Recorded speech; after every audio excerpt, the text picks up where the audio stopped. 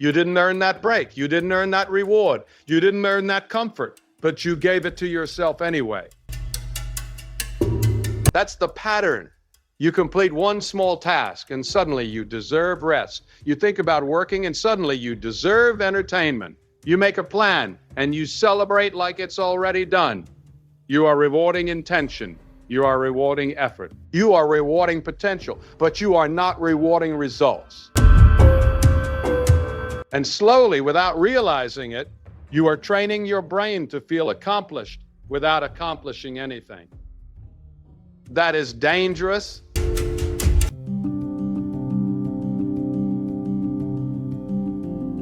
Most people think being busy is the same as being productive. They wake up, make a plan, check their to-do list, do a few small tasks, and then feel a sense of accomplishment. They scroll through social media, watch one motivational video, rearrange their workspace, or clean their desk for the third time this week, and then they lean back, breathe out, and reward themselves as if they had moved mountains. But here's the uncomfortable truth. Movement is not progress. Motion feels good because it tricks your brain into thinking you are growing. Progress, on the other hand, changes your reality. It is tangible. It is measurable. It requires execution, completion, and results. The problem starts small. You do a little work and your brain releases a tiny hit of dopamine.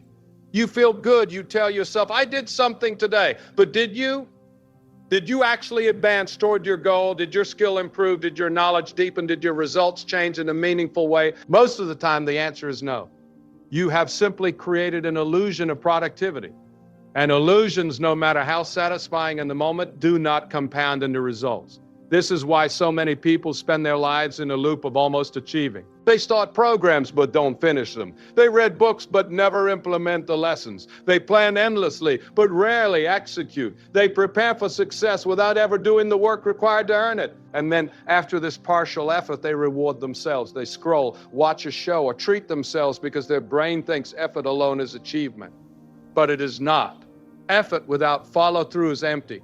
Effort without result is meaningless. Now, the danger here is subtle. It does not look like laziness. In fact, it feels productive. It looks like trying. It looks like preparation. It looks like intention, and intention is addictive. You begin to believe that the act of trying, of showing up, of starting is enough. You start celebrating small movements and ignoring the absence of meaningful progress. You train your brain to be satisfied with motion instead of results, and that satisfaction has consequences. Every time you give yourself a reward for partial effort, you chip away at your standard. You teach your brain that starting is enough, that thinking equals doing, that showing up is the same as achieving. And the problem is, your brain accepts this quietly without argument.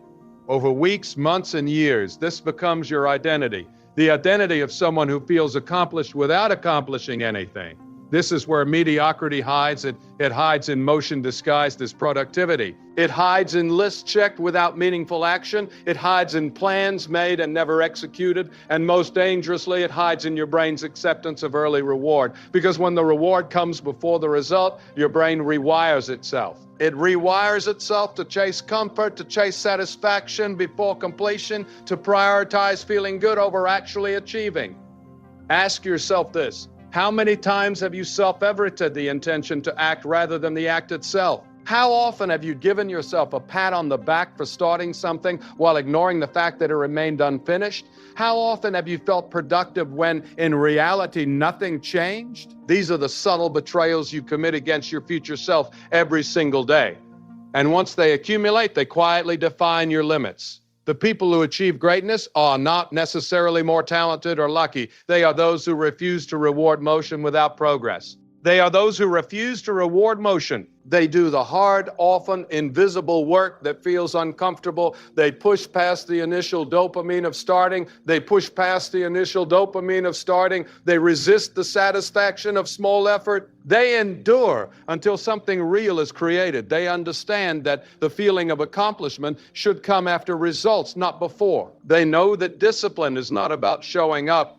It's about finishing. If you want to stop celebrating movement and start achieving progress, you have to recognize the difference. You have to audit your daily actions and ask, did this move me forward? Or did it just occupy my time? Did I complete something meaningful? Or did I simply look busy? Did I invest in results, or did I reward effort without outcome? Be brutally honest with yourself, because that honesty is the foundation of real self-control, of real growth, of real achievement. The shift is subtle but profound. You no longer allow yourself the satisfaction of partial effort. You stop mistaking motion for accomplishment. You measure yourself by results, not activity. And when you do, everything changes. The work feels heavier because the stakes are real. The discipline feels harder because the bar is higher. But the rewards are genuine, lasting, and life-changing. Remember this: celebrating effort without result is the silent killer of ambition. It slowly erodes standards, weakens identity, and creates a life that feels productive but is ultimately unfulfilled. The people who achieve the most are not the ones who start the most. They are the ones who finish the most. They are the ones who finish the most. They celebrate progress, not movement. They reward results, not intention. They build reality, not illusions. This is where the first key of stopping rewards for doing nothing begins: understanding the difference between motion and progress. Once you see it clearly, you can never unsee it. And that clarity forces a decision. Do you want to keep celebrating almost achievements, or do you want to earn your results and finally respect your own time, effort, and potential? Most people think comfort is a reward. They believe that after a small task, they deserve ease. They wake up, feel tired, and scroll. They finish a minor task and dive into entertainment. They experience stress or discomfort and seek immediate relief. And over time, comfort transforms from an occasional treat into a default trophy, a habit that signals to your brain that effort is optional and satisfaction is instant. Here's the danger: comfort is only meant to be earned. It is meant to follow achievement, not precede it. The mind thrives on reinforcement. When you train it to associate effort with immediate pleasure, you are building negotiation, not endurance. You are teaching yourself that every challenge has a shortcut, that every discomfort can be escaped, that perseverance is optional. And when real obstacles arrive, the ones that actually demand effort, persistence, and courage, your mind instinctively searches for reward before resilience. It has learned that the path of least resistance is the one that the path of least comfort first, not results. Think about your daily life. How many times do you skip work that matters to scroll or binge watch? How often do you allow small achievements to justify indulgence before the work is complete? Every time you choose comfort before completion, you are weakening your future self. You are lowering your tolerance for challenge. You are teaching your brain that discomfort is unacceptable. This is why discipline feels hard for most people. Not because they cannot focus, not because they lack talent, but because their brains are wired to seek pleasure first and defer effort. When you allow comfort to become a trophy for minimal action, you are essentially paying your mind with dopamine to settle. And settling feels good in the moment, until you look up months or years later and realize nothing substantial has changed. The problem is subtle. It hides behind small victories. It whispers, "You did enough for today." It disguises itself as self-care. But self-care without achievement is a reward for mediocrity. The more often you celebrate comfort before results, the more your brain accepts minimal effort is sufficient. Over time, your endurance erodes, your standards drop, and your willingness to face difficulty shrinks. Consider the patterns of people who achieve greatness. They rarely indulge comfort prematurely. They delay pleasure until after completion. A workout is finished before they rest. A project is executed fully before they celebrate. A goal is achieved before indulgence follows. They understand the critical difference between earned satisfaction and false reward. They know that true comfort, the kind that feels clean, genuine, and powerful, can only arrive after real effort has been applied and results have been applied and results have been created. By contrast, the majority of people train themselves for the opposite. They seek instant gratification, even for minor accomplishments. They allow their brains to associate effort with entertainment, planning with reward, intention with pleasure, and slowly they degrade their own resilience. Their ability to tolerate discomfort diminishes. Challenges feel unbearable. Persistence feels exhausting. Motivation feels fleeting. And every short-term reward they give themselves reinforces this pattern. This is why comfort as a trophy is dangerous. It silently undermines growth, erodes discipline, and reshapes identity. because identity is built on repeated patterns. When comfort precedes achievement repeatedly, your brain begins to define you as someone who avoids discomfort, someone who values ease over results, someone whose attention drifts to pleasure instead of purpose. An identity once formed is remarkably hard to change. It dictates behavior without conscious thought. It sets your ceiling without negotiation. Now, imagine a life where this pattern is reversed, where comfort is no longer a trophy for minimal effort, but a reward for completion, where every challenge, every task, every push past discomfort is reinforced only after results are achieved. That life is disciplined, that life is resilient, that life builds confidence, because each reward carries weight. It is not fleeting. It does not cheapen your effort. It elevates it. The shift is subtle but transformative. When you stop rewarding yourself for effort alone and reserve satisfaction for completion, your mind rewires itself. You become more focused, you endure longer, you tolerate challenge more easily. You no longer seek shortcuts because the pleasure of true accomplishment outweighs the temporary comfort of avoidance. Your identity strengthens naturally. You are no longer someone who kind of tries. You become someone who finishes, who endures, who earns what they receive. This is the second pillar of stopping rewards for doing nothing. Understanding that comfort is earned, not automatic. Once you internalize this, everything changes. Your daily choices become sharper. Your energy is spent on meaningful effort instead of temporary relief. Your results compound, and your life begins to reflect the discipline you once only imagined. Remember, comfort is not the enemy. Untimely comfort is. Reward without result is the silent thief of potential. The people who dominate their lives, who achieve what others only dream of, do not indulge prematurely. They earn their comfort, and in doing so, they create lives that feel real, meaningful, and unstoppable. Standards are the invisible architecture of your life. They determine the ceiling of your identity, the depth of your discipline, and the magnitude of your results. But here's the thing, they don't collapse suddenly. They erode quietly, almost imperceptibly, until one day you wake up and realize that the person you see in the mirror is someone you no longer recognize. Someone who settles for mediocrity, someone who excuses themselves, someone who rewards effort without completion. It starts with small compromises, a little flexibility with your goals, a little leniency with your deadlines. Or just this once choice to relax when you should have pushed. I tried, that's enough. It's better than nothing. I'll do more tomorrow. These sentences feel harmless, even comforting. They soothe guilt and ease tension. They make your mind feel productive without demanding real progress, and that comfort repeated over time begins to reshape your brain. It begins to lower your baseline for effort. Every time you reward partial action, every time you celebrate motion instead of progress, every time you justify comfort before completion, you are slowly training yourself to accept less discipline, less challenge. And once this pattern repeats, your standards quietly drift downward. They do not vanish in a single day.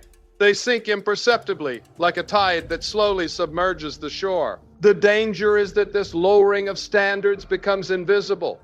You do not notice it in the moment because small compromises feel reasonable, but they accumulate, they define your identity. When you consistently allow yourself to feel satisfaction for incomplete work, you start believing, I am someone who kind of tries. That is a lethal identity, because identity is not a thought you can ignore. Identity is behavior written in your habits, your choices, and your daily actions. Once your self-image becomes someone who kind of tries, that image dictates your behavior without you even realizing it. Standards are the foundation of results. Weak standards produce weak outcomes. Strong standards produce strong outcomes. It's that simple. And yet most people never see the connection. They chase motivation, new strategies, or external advice, all while allowing their internal standards to erode. And the erosion is quiet. You might not feel the loss immediately. You might still finish tasks. You might still show up. But the quality, the intensity, the endurance, the depth, these are the casualties. And over months and years, the depth, these are the casualties. And over months and years, the cumulative effect becomes monumental. Consider the psychology of elite performers. Their standards are non-negotiable. They do not reward themselves for minimal effort. They do not excuse partial action. They do not allow small compromises to accumulate. Every task, every challenge, every pursuit is measured against a rigid internal benchmark. They know that their identity is inseparable from their standards. Weak standards lead to weak identity, which leads to weak results. Strong standards lead to strong identity, which creates unstoppable momentum. You, on the other hand, might celebrate starting a project and never finishing it. You might congratulate yourself for attending one class but never practicing afterward. You might feel accomplished after reading a chapter without applying the knowledge. Each of these instances seems small and inconsequential, but cumulatively they define who you are. They write the story of your life in small, unremarkable increments of compromise. And every early reward you give yourself for doing less than your best cements mediocrity into your identity. The erosion of standards has another hidden effect. It reduces your tolerance for discomfort. When you consistently allow early reward, you train your brain to seek pleasure before challenge. You train yourself to avoid difficult work, to seek shortcuts, and to settle. And then when real difficulty arrives, a long-term goal, a major project, or a serious personal challenge, your mind rebels. You feel unprepared. You feel incapable. You feel exhausted by what should be manageable. And all of this traces back to quiet, repeated compromises in your daily standards. To stop this, you must reclaim your baseline. You must hold yourself accountable to uncompromising standards. Not occasionally, not selectively, not when convenient. Every day, every task, every action must reflect the level of excellence you expect from yourself. Your identity will follow. If you set strong, non-negotiable standards, your behavior will align naturally. If you weaken your standards, your behavior will follow, and your results will reflect that weakness. It's not about harsh self-punishment. It's about consistency. It's about consistency. It's about respect for your own potential. You honor yourself not by what you start or how you feel in the moment, but by what you finish, what you endure, and what you produce. High standards are the scaffolding of real accomplishment. Low standards are the comfort of stagnation disguised as productivity. Once you understand this, the choice becomes unavoidable. You can continue rewarding yourself for partial effort, comfort, and motion, and slowly become someone who settles for mediocrity. Or you can enforce uncompromising standards, delay gratification, push past discomfort, and become someone who produces, endures, and achieves. The difference is subtle at first, almost invisible, but over time, it becomes undeniable.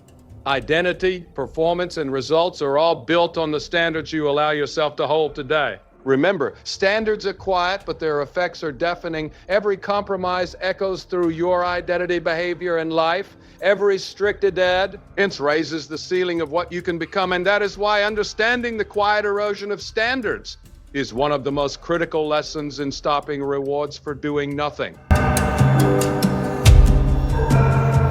Reward is not the enemy. Pleasure is not the problem. The issue lies in timing and discipline. Most people misunderstand the mechanics of reward. They think comfort is earned by showing up, trying, or intending. They celebrate the act of beginning rather than the act of completing. They mistake effort for achievement, and in doing so, they train their brains to chase pleasure before producing results. This is the single most insidious trap in modern self-discipline. It makes work feel optional, discomfort unbearable, and long-term achievement almost impossible. When you reward yourself prematurely, you're essentially telling your brain satisfaction can exist without effort. Every time you finish a small task, or sometimes even just think about doing one, and immediately seek pleasure, your brain rewires itself. It begins to associate action with instant gratification, not delayed reward.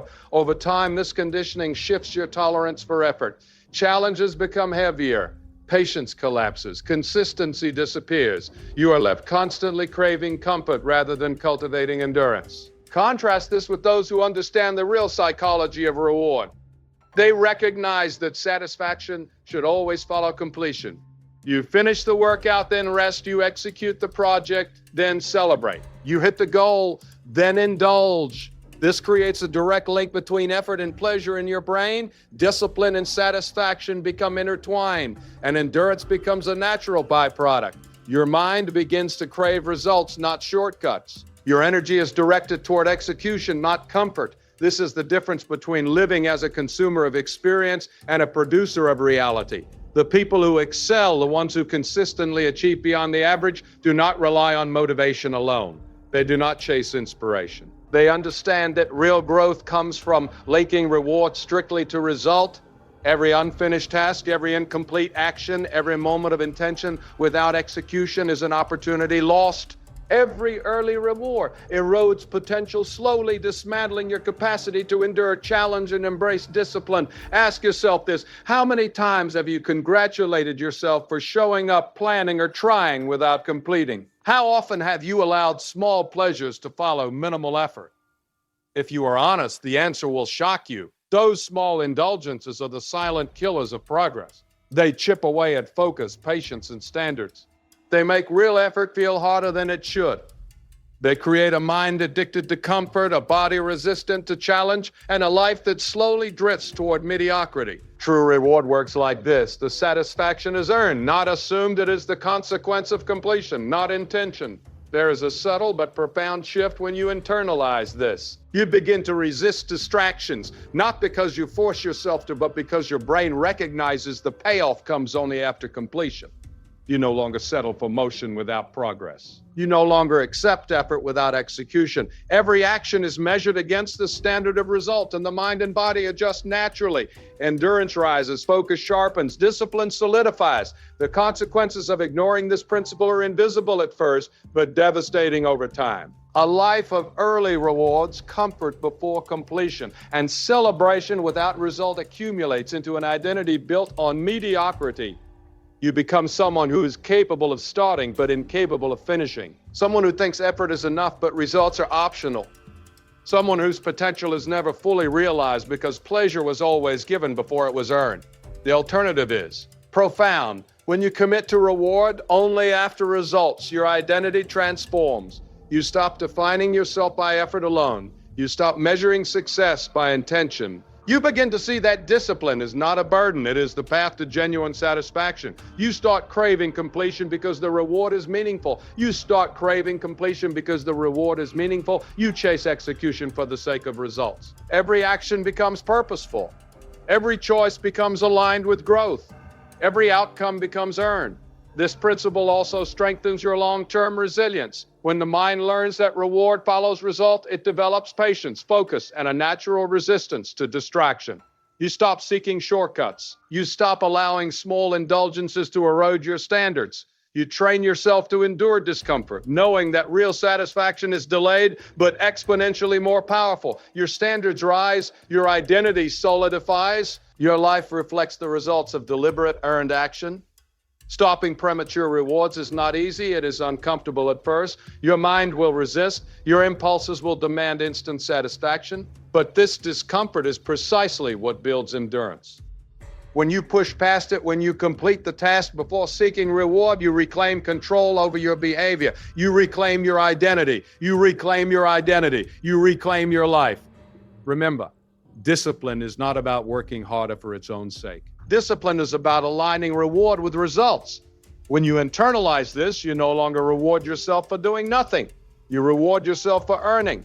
And that is the final critical pillar of self-control, the one that transforms motion into progress, comfort into a tool, and effort into achievement. Your life is the accumulation of rewards earned.